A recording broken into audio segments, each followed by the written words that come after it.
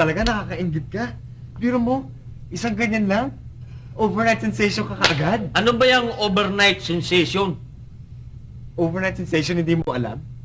Ang ibig sabihin ng overnight sensation, pasisikatin niya si Lolit ng isang magdamagan lang.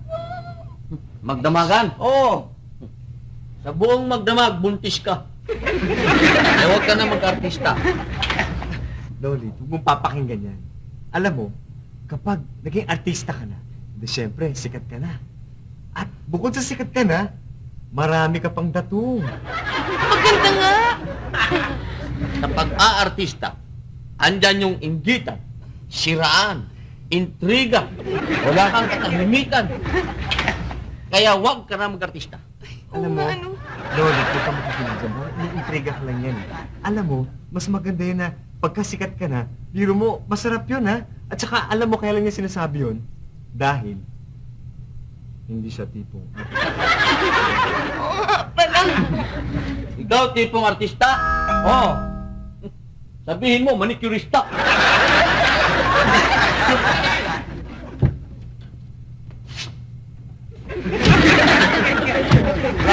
Hoy! Ba't mo ako pinagsasara ng pinto, ha? Talaga? Hello, Lolita. Hi. Buddy si Tony. Sinundan kita dito eh. Kasi baka sabi mo, peke ako.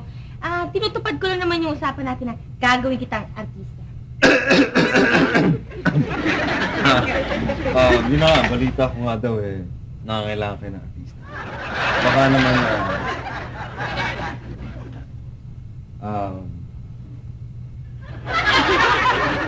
kailangan ng artista. Buddy ang pangalan ko. Hello. Oo nga eh. Pwede ka. Pwede. Pwede ba? Okay yan. Kasi tama-tama eh. Kukunin ko si Lolita para sa Santa Cruzan. Baka pwede ka mag-escort. 1,000 ang bayad. Una pa lang yun. 1,000 na agad ha. Valentine mo yun.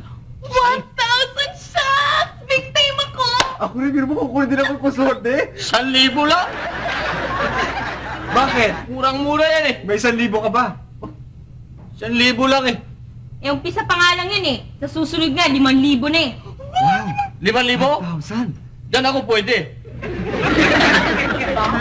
Ikaw, pwede? Oo. Eh, ayoko kita eh. Sige na nga. Pwede ka rin. Pwede ka na rin.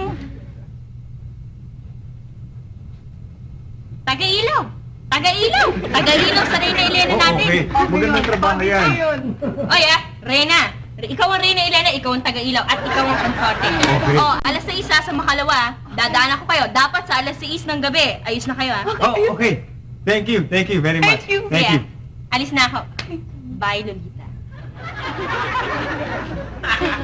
Taga-ilaw ha.